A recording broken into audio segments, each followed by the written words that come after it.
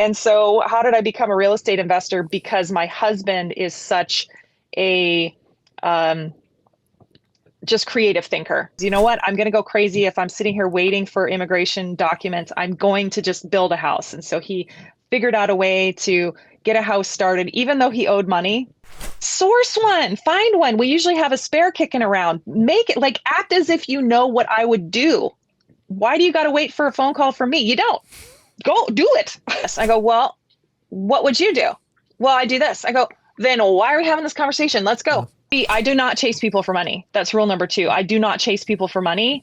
And this is your responsibility. I'm not going to come door knocking. And most people go, oh, I'll just rent to my brother-in-law. I'll just rent to a family member. That'll be the easiest part. Wrong. That's usually the worst option.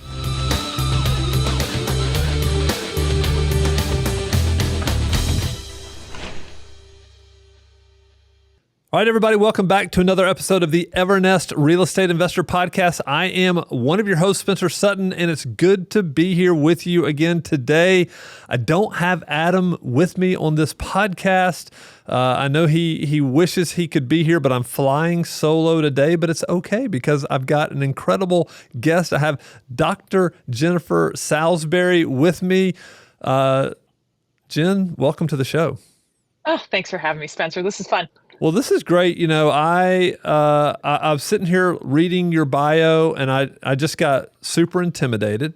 So I'm just gonna read some of these highlights. I mean, you're a U.S. Naval Academy graduate, former nuclear propulsion engineer on the USS Enterprise. You've got 2 master's degree, a doctorate in education, and you're a real estate investor. I mean, yeah, that's pretty impressive. I'm just a huge nerd. That's all. Huge nerd. Well, let's get into this because you're an accomplished real estate investor, and you've done a lot. You have dual citizenship, U.S. citizen, which you and your husband live in Maui, but you also live on this boat, which we're recording you now. You're on the boat. You kind of go back and forth between Canada and the U.S. and just a really interesting life, and you're doing something which I think is very interesting because it's sometimes what I tell investors not to do, and that's manage their properties remotely. So I want to get into this because you've obviously done this very successfully, and I think it's good for people to hear how you can do that successfully. So why don't we just dive in, Jen? I would love to hear how you got into real estate because you've got such a diverse background. What was it about real estate and specifically real estate investing? How did you get into it?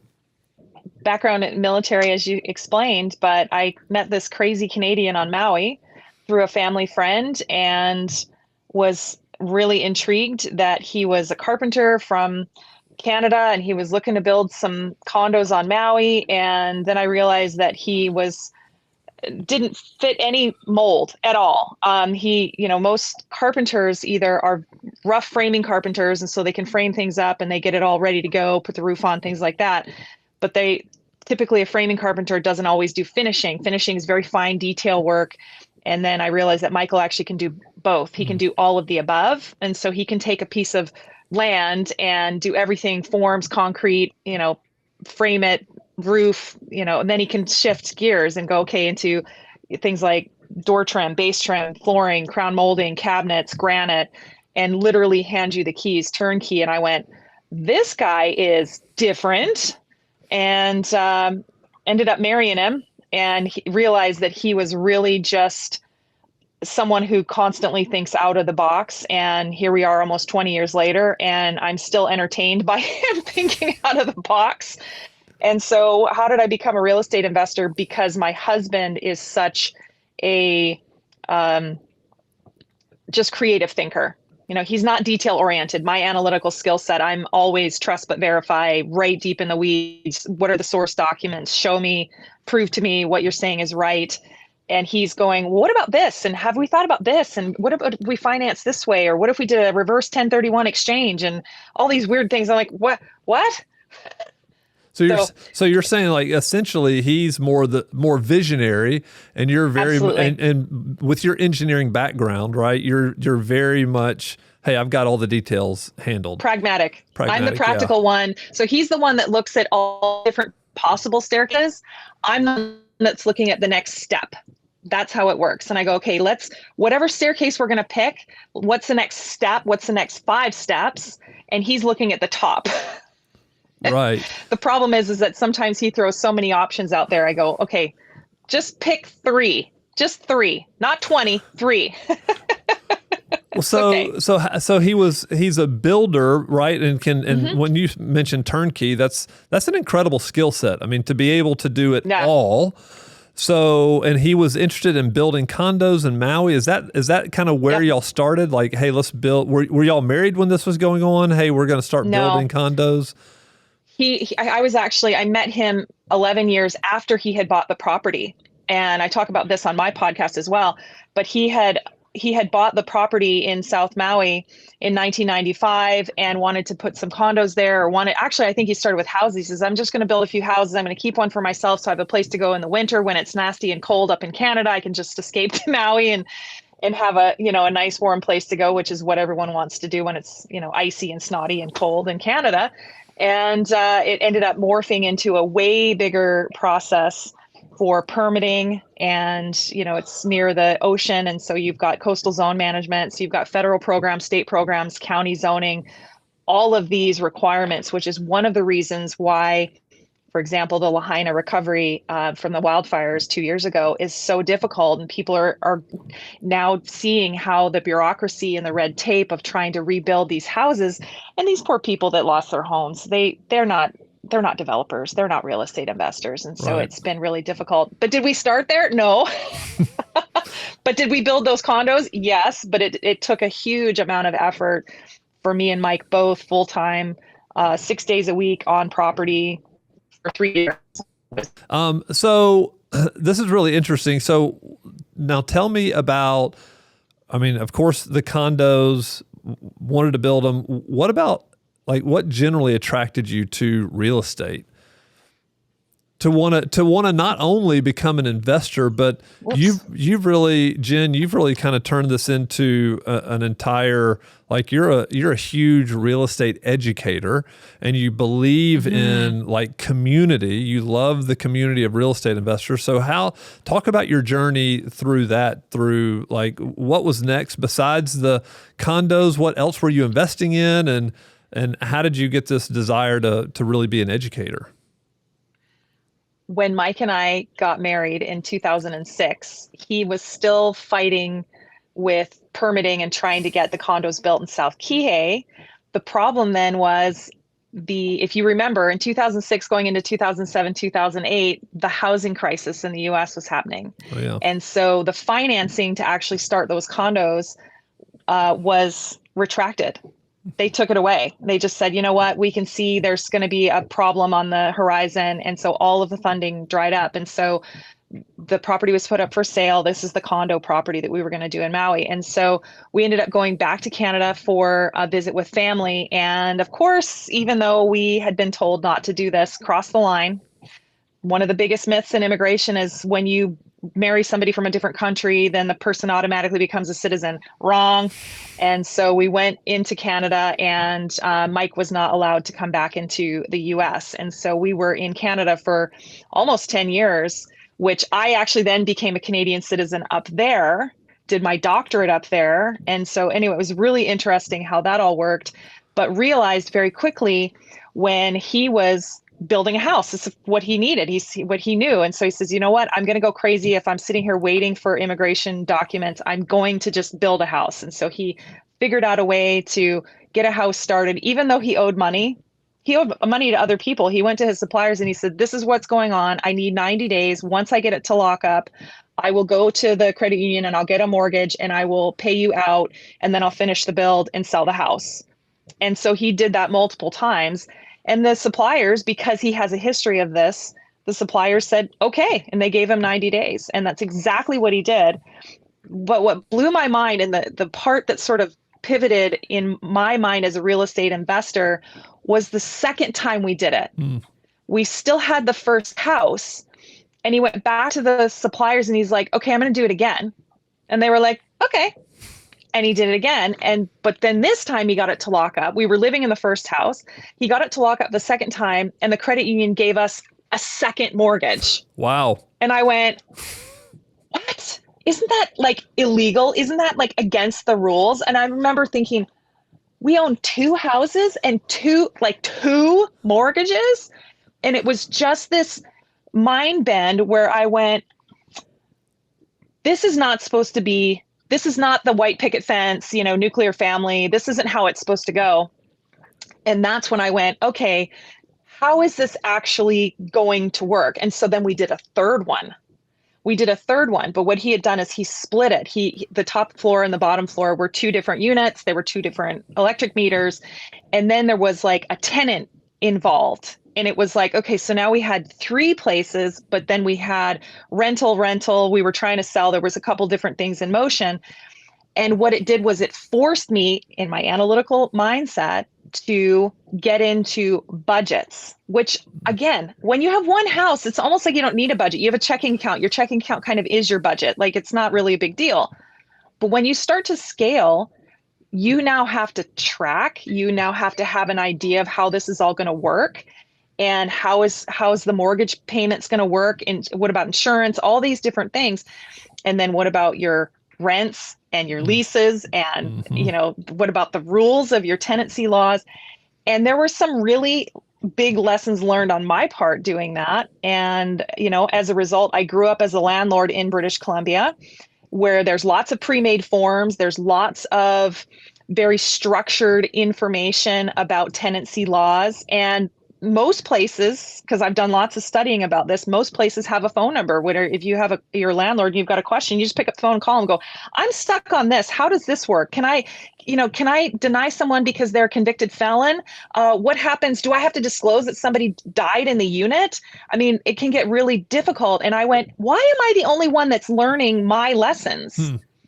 And that's where I went back and went, there's more people who want to know this. And then during COVID, I mean, I didn't go back to Canada for 3 years during COVID. And that's when I started my podcast where people were like, how on earth did you do that? You kept all your rentals in the US and your US rentals in Canada going. You weren't physically present for 3 years. How did you actually do it? And it all comes down to the people and the systems, right? I understood the rules and I had amazing people and I empowered them where I go, you guys, if there's a broken refrigerator or refrigerator that's about to go out, source one, find one. We usually have a spare kicking around. Make it like act as if you know what I would do. Why do you got to wait for a phone call from me? You don't. Go do it.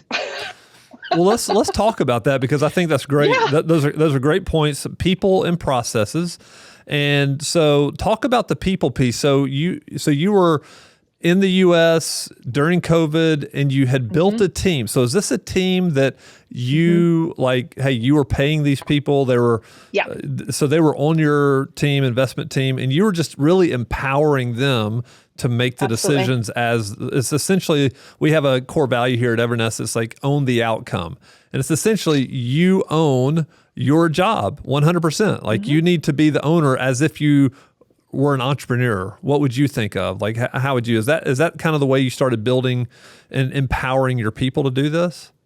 Absolutely. And this is where when something would happen, I go, okay, they would come to me and say, okay, well, we've got this problem, this happened or this happened. And I go, okay, and I know the answer in my mind because we've done it for so long. And I'd be like, okay, what do you guys recommend we do? Because you're coming to me with a problem. What do you recommend we do? Well, we could do this or we could do this or we could do this. I go, well, what would you do? Well, I do this. I go, then why are we having this conversation? Let's go. What do you need? What do you need from me? That's always the question. Do you need me to say yes? Do you need some money? Do you need a letter? Do you need me to provide something? Like, what is it that you need to go other than say go? Be solution finders. And so did you find that, because a lot of times I think a lot of it is just context and reps. And we talk about this a lot around here. It's like getting the context of what you're trying to do, right? Yeah. Understanding real estate investments, understanding resident, understanding the law, and then it's just reps. It's rep. So they come to you enough, you repeat the same thing. Well, what would you do? Do you need me to do anything? Do you need money? Do you need me to say yes? Then they start to get it, and all of a sudden decisions are being made without you. Is that And kind of the that's the process that system. happened? Yeah, that's the system. And there's actually a great Canadian investor that Mike and I are. He's not an investor. He's actually like a motivational coach because he's actually a software guru out of Kelowna, British Columbia. His name is Dan Martell, and he's all the rage, and he's just amazing. He's really huge on social media circles, Facebook, Instagram, and he is super involved. And he wrote a book called Buy Back Your Time. And in that book, he talks about the 131 process when somebody approaches you with an issue. Like they come and they rant and 131, what's the one problem? Tell me the problem in one sentence. What are the three recommendations that you would recommend to fix it? And then pick one. What's the one you recommend? And that's exactly what I just described, where when we saw it, my husband's like, this is a genius idea. I'm like, yeah, I know. I've been doing it for years. That's great. That's great. All So, good. so some of it is just is developing the people, but then talk about the process side of that, because we understand, we know managing, thousands of properties, you have to have processes, you have to have systems, you have to have rules in place, or else it's like you can't manage just arbitrarily. You need to absolutely have, when this happens, we do this. So talk about how you built that. I mean, I guess that kind of fits with your analytical mind. No, and it does. And this is where I'm constantly amending my lease addendum, because things weird like, for example, someone says, hey, I know you're pet friendly, but I want to adopt a puppy. Well, we've got experience in dealing with puppies because they chew. And so we say, you know what? We're not big fans of puppies. Got to be 12 months or older. Got to be fixed, flea medication. So we've got a system there. And they go, well, what about cats? Well, certain places are okay with cats because in our multifamily units, typically we don't do cats. So mainly because doors get pegged open. So you'll go in and all the security doors will be pegged open because they want to let the cats out. And it's like, okay, that's not going to work. And so it's a security risk, right? And so this is one of the things where you've got to really look at this. Okay, my husband's leaving to go pull prawn traps. Bye-bye. Okay. Sounds good. Show you Sounds some yummy. prawns here in a minute. Do you need a life jacket, Mike? Grab your preserver. So anyway, setting up systems could be something as simple as a lockbox with a key on the outside of either a unit or a home, and leaving that lockbox there just in case you can't get a hold of a property manager, or a lot of the contractors that we work with, we have worked with them for so many years that I would say, look, the unit is empty. Let yourself in. Here's the key to the lockbox. Here's where the lockbox is. Let yourself in and put the key back. That kind of thing. Now, I wouldn't do that if it's tenanted necessarily. I like to have a representative on site, right? Like you're agreeing. Yeah. Correct. So I like to do that. But then you've also got changes with not just, hey, I want to add a puppy. What happens if I want to add a roommate? How do you do roommate situations and accept a security deposit? And what happens if it's a boyfriend, girlfriend, and then they break up and one wants to move out and they want their money, and it goes on and on and on. We put it right in the lease of, this is how we do it. And this is exactly what we talk about in all of these social media forums, where it's like, how actually do you do successfully a roommate situation? And typically we let, if somebody says, hey, I want to bring on someone that's they are vetting the person, it's fine. It's like, okay, let me vet them. And then we'll move forward with how it all works of security deposit. Like, I don't give money back for security deposit. So they're going to give you their half of the security deposit. They're going to give the other tenant, right? Right. Because I don't give, the security deposit goes with the unit, just like we receive one rent payment. I'm not getting this, hey, I gave you my half of the rent, you can't evict me. No. You're renting one unit. Somebody needs to be the champion for the unit, and they submit the rent. The other thing is, we do not actually collect rents. You don't? We do not actively. No, what we do is we put it on the tenant to remit payment on or before midnight on the 1st. And we give them 3 methods to pay, depending on what location we're in, whether we're in the US or in Canada. And typically they can pay by cash, but they have to walk into the bank and put it in the bank account to pay by cash. But that is an option. And then they have their receipt for the cash payment. They can send in the States, they can send by Venmo or e-transfer in Canada. And so it's basically emailing money. And then I typically will have another sometimes like an auto debit option that I'll work out with my banker kind of thing. Yeah. So, but I do not chase people for money. That's rule number 2. I do not chase people for money. And this is your responsibility. I'm not going to come door knocking and, demanding you give me money. You can figure it out. It's coming on the 1st. If you don't pay it by midnight on the 1st, then you get a late fee. And I don't lose sleep because I have it all set up. And, people will message me going, well, it's the 5th and people haven't paid me yet and they haven't contacted me. What do I do? What do you do? What's your system? Here's what I would do. What are you going to do? I mean, I can't live like that. All of my payments, all my mortgage payments, my expenses, everything comes out on the 4th of each month because the rents come in on the 1st. That's my analytical mindset. It is systemic for me. And I set it up and I just go, my game, my rules. This is how I do it. If you don't want to pay on the 1st, that's fine, but you won't be my tenant for very long because that's how we do it. Well, Jen, you're very accomplished. You've been doing this a long time. You've got your systems. You have your people. What do you? And there's a lot of people that are new in real estate, just getting in real estate. Hopefully, they find your podcast. Your podcast is called "Your Journey as a Landlord." Is that right?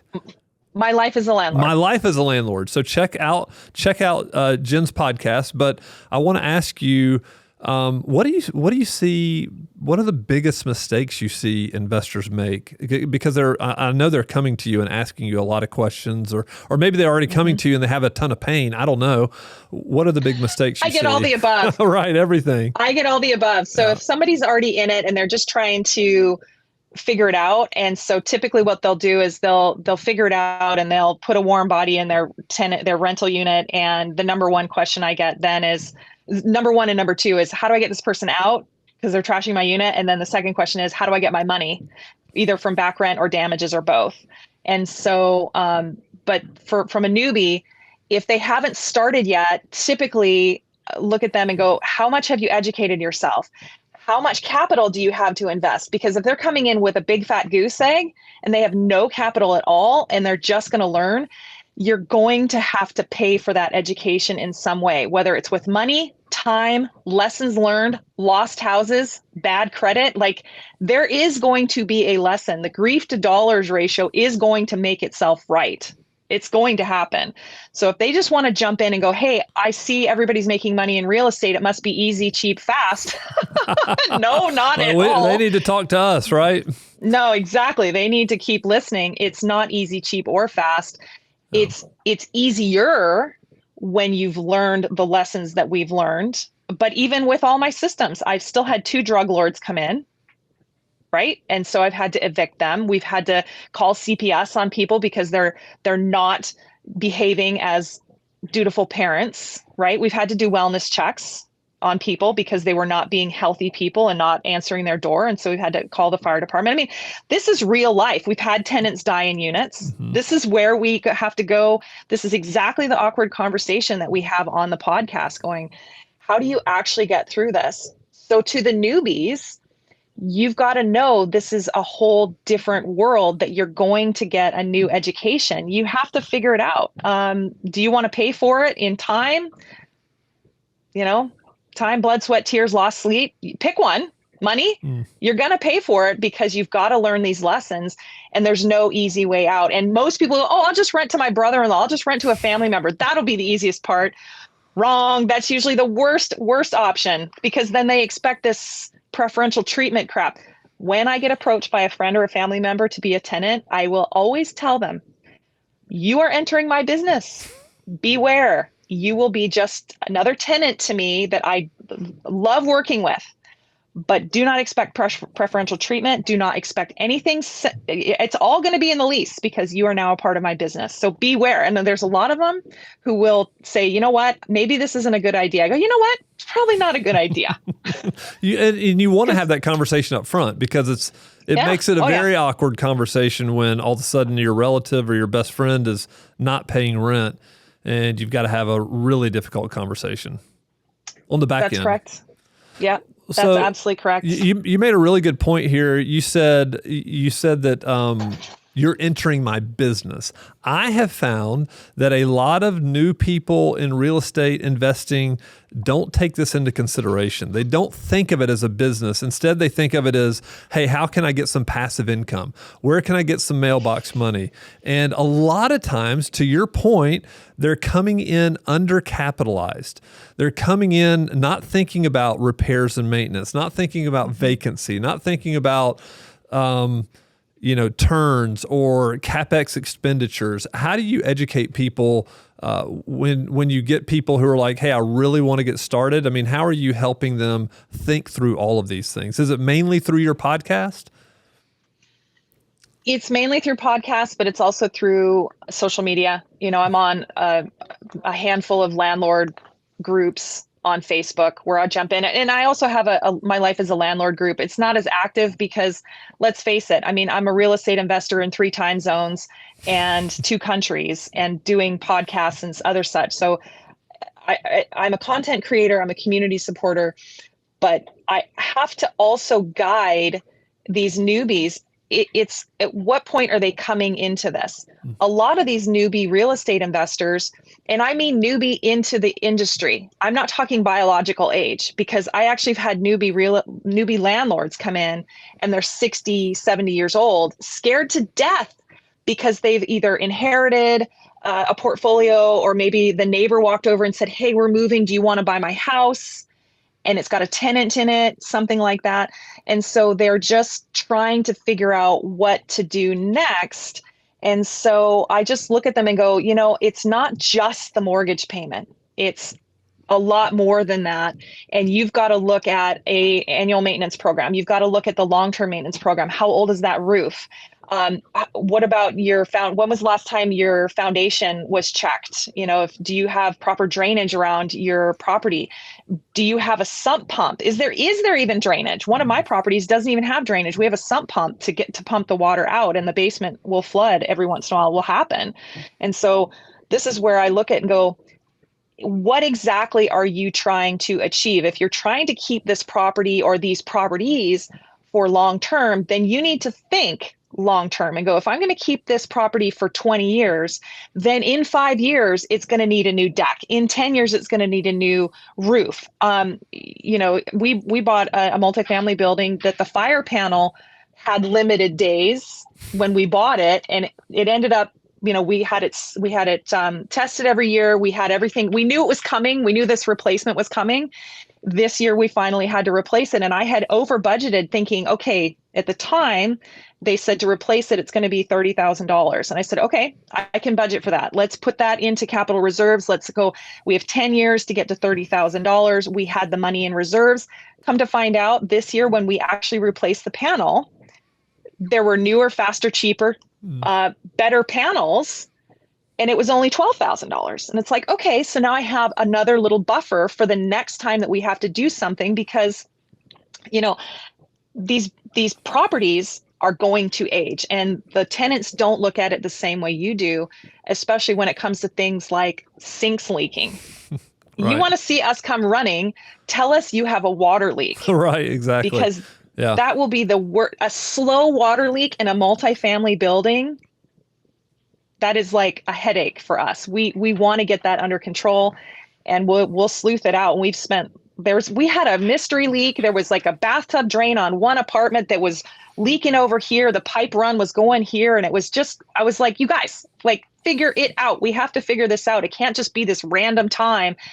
Finally, it took almost a year of multiple trouble calls to actually figure it out. We finally figured it out, but still, but back to your question. What would I tell the newbies? You have to think longer term, and what you're thinking has to align with their personal goals of why they're even having this property. If they don't want to do this stuff, either hire a property management company like Evernest, or better yet, sell the property and, buy something that they're going to enjoy. Or if they want passive income, then buy a mutual fund, go to your favorite financial advisor and be done with it. Or better yet, invest with someone like me. Right, exactly. Well, that's true. They want mailbox money, I'll give them mailbox money. Well, yeah, give you the capital and let you invest. Yeah. I mean, Yeah. but this is the truth is, and I love what you're saying because it's just real. It's like the real world. This is a reality, and even if you don't want the headache and the trouble, hiring a property manager is not going to totally even remove you from that. You are still going to have to make decisions. You're still going to have capital reserves. You're still going to have to think long term and make tough decisions. So, like, property managers are not going to do everything for you. But I just think that so many people get in this business and think, hey, and a lot of it is on social media, different parts of social media. You have gurus, driving Lamborghinis and saying, hey, I just did this, and it's just, it hurts. It hurts people. I drive a Nissan Cube. There you go. That's right. You put your money. So you didn't take that extra money you had from the multifamily and go buy a new car, right? No. It's saving it for the next issue. That's right. Yeah. And it's paid for. And that's what I do is if I wanted a nice car, because I had talked about getting a Tesla, we said, what could I buy that will create passive income for me to then go buy a Tesla? I'm not going to take, 100,000 out of something, or I'm not going to refinance and take 100,000 and go buy that Tesla so I can have the Tesla. No. Rich Dad, Poor Dad talk about how you're actually going to strategically run your business, that a byproduct is the car or the boat or the thing. That's how we got this boat that we're on. We tried for 10 years and we had it on our magic whiteboard. This boat, this layout, this exactly what we wanted. We read Think and Grow Rich by Napoleon Hill, and we went, what exactly is our definition of happiness, of success, of happiness? And it's doing what we want, where we want to do it, when we want to do it, and who we want to do it with. And guess what I'm doing? This is it. This is it. That's right. This is it. That's right. But it's not, this is the thing. It's not a 1-year plan. This is, again, going back to long-term thinking and being patient. We just had an investor here in the office, and he said when he was 27, he wrote down that he wanted to have 300 properties or 600 properties paid for by the time he was 47. And to the day, like that Christmas, when he was 47, he was looking back and he said, I've done it. Like he had 300 properties that were totally paid for. And he was like, I'm thinking long-term. Like that was my thing. He said, as a matter of fact, I would sometimes go negative cash flow to put things on 5-year notes or 10-year notes, just so I could pay them off faster. And this is the good thing. For him. Yeah, 100%. What a rock star. 100%. Now he's a hard money lender. So what he does is he takes his money and he lends it to other investors. And that's what we love to do with our podcast, is help educate investors and say, hey, take your time, think long term. Whether you use a property manager or not. I mean, Jen, you're a perfect example of somebody who's been extremely successful without using a property manager, but whatever suits you. Like as long as you're not impatient and foolish, you can build a great business and a great life for yourself. Well, people ask us, they said, how on earth did you do this? How on earth do you live on Maui? You're on your boat. My husband's a big game hunter, and so we go big game hunting, and then we do some other traveling. And I have a very simple answer of how we did this: by design. That's great.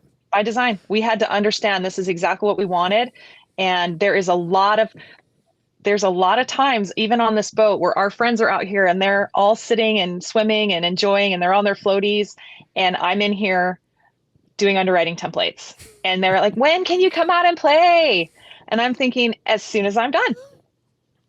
And then I go out and play. And then for the end of the night into the evening, then we'll have a nice dinner, and we dress up a little bit. We have nice placemats. We just dress it up a bit, put on some nice music, have a great meal of prawns probably tonight.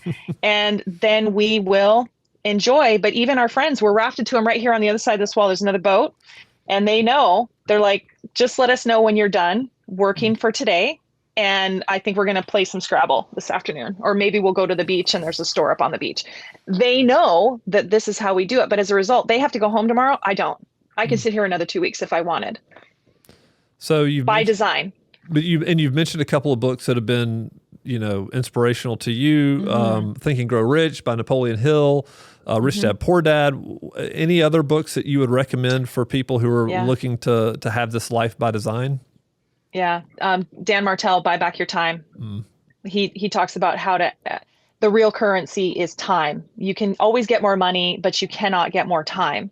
And so if you can figure out a way to bring in more people and better systems to help you, he says the first assistant you should hire will handle all of your emails and your calendars.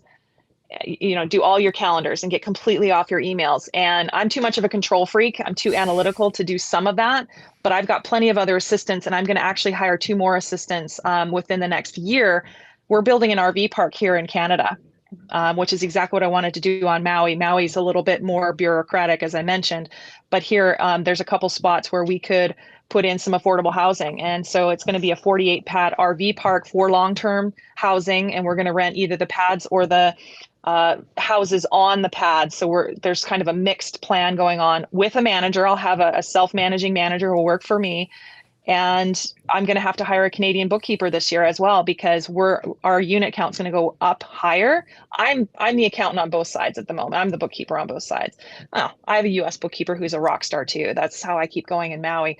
But again, we've had to figure out how to make this all work, but we still have developments going on all over the place. And sometimes it's like, you know what, this person's drowning. Maybe we need to figure out a way do we need to go get on a plane? Like, we can go get on a plane, but let's make sure that's the best use of our time. And then when we go get on a plane, we use our points, we use our air miles, we shop the flights hard. We watch all the YouTube videos about, getting the best deals and the best seats and best days to book. I mean, we're all in that, and trying to make sure that we are playing that as best as we possibly can. But it always comes down to people. And sometimes our people come up to us and you can just tell something's wrong, right? Like it's like the cat that ate the canary. Like we just know something's wrong. And I go, okay, you clearly have to have an awkward conversation. So just say, I have to have an awkward conversation, and then just spill your guts. And we'll you have permission. You have permission. And Mike and I, our job is to just stop and listen. Just listen as they just blah, blah, blah, blah, blah, blah, drama, this, my mom gets hurt. I need to travel. I need this. I don't like it. Blah, whatever it is, just go and let them vent. And then what ends up happening is they end up going, they take a deep breath, because whatever's been churning in their head is finally out. And then we'll go, okay, you feel better? And great, based on what you just said, what do you propose that we do? And sometimes they'll say, I need a pay increase. I got to quit my job. I got to move. My mom's in the hospital. I got to go get on a plane. What is it and then how can we help? What is it that we need? And sometimes we need to give them permission to move on. Sometimes the answer is that they need to quit. They're going to go and do this, and this. Fantastic. What can we do to be a part of your journey? What is it that you need? You need a plane ticket. How about we give you an advance on your next paycheck that you've already worked for, and we'll get that plane ticket, and we'll just make that happen right now and go get on a plane. How about that? Right? And so it's the people. Boy, that was a lot of words. You asked me a great question, I did a bunch of circles. Sorry. No, but I love what you said there, because like having those awkward conversations, if you're not encouraging them to spill their guts and say whatever they need to say, then guess what? They're playing stories up in their head over and over and over. It's getting worse and worse for them. It's getting bigger. It's getting bigger. And it's like, yeah, but you giving them permission to actually say it, and then guess what? Then the reality, then you can have a normal conversation about, hey, this is what we need to do. Yeah. Well, Jen, this has been fantastic. Where do you see? Last question for you would be, where do you see you and Mike in 5-10 years?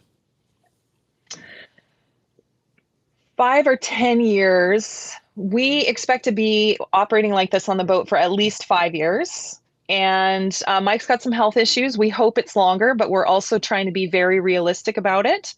He keeps wanting to scale up to 1,000 doors. Remember, he's a big game hunter, so he's all about the chase. Right. So I just go, the grief to dollars ratio has to work. To get 1,000 units involves a lot of effort, a lot of education, a lot of grinding. And I'm like, let's just see how much effort's involved in 1,000 units. I still really love creating communities that we live in. We create communities that we live in on Maui. We're still helping Maui recover from the fires and beyond. But we're also, as I mentioned, we're expanding our community in British Columbia as well. And we're looking at other areas. We've got a couple of properties under contract in Tennessee. And it's such a different environment to go to different geographic locations who look at development differently, like, Nashville, Tennessee. I just love it because they go, wait a minute, your developers here, and here, and you have this podcast and you want to come and you want to bring that here? Really? Cool. Hey, you can do whatever you want to in Tennessee, right? Build away, do whatever. Welcome to the South. That's the South for you. There you go. Well, what do I see us doing in the next 5 to 10 years? My podcast is in year 4, and it's of a 10-year podcast. Again, you have to think long term. And so if I have a bad episode every once in a while, I have permission to have a bad episode every once in a while.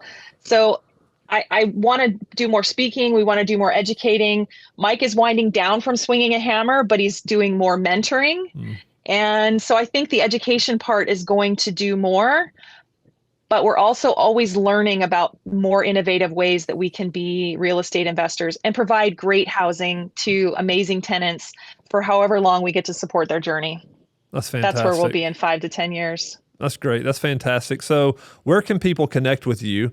I know you have the podcast, My Life as a Landlord. Where else can they get in touch with you? Well, so the website is mylifeasalandlord.com. And then, of course, all the podcast platforms is at My Life as a Landlord, YouTube at My Life as a Landlord. And then you can also just email me, learn@mylifeasalandlord.com. Very accessible. And I'm in almost every landlord forum that I can find on Facebook. And I'm also on LinkedIn. I'm not so much on LinkedIn because I'm not job seeking. Reference for me for LinkedIn are inquisitive about, hey, this is my problem, I need to solve it. It's way more solution oriented. So I'm on Facebook a lot more. But email is fine. And you just type it in and My Life as a Landlord will pop up, and getting a hold of me is easy. Well, I would encourage you to post more on LinkedIn, just from your experience and knowledge. It doesn't have to be answering people's questions. Just share what you already know, because you're a very knowledgeable, very successful investor, and I know that you have a lot to offer. So thank you. Jen, thank you so much for being on our podcast. We greatly appreciate it. We have a mutual friend, Krista, who suggested this, and I'm so thankful she did, because you've been wonderful to have on the podcast. Well, likewise, Spencer, thank you so much. Anytime you guys need reference, and I will call on you as well, because, I've seen Evernest proposals before. All right. Well, maybe one day you'll accept one.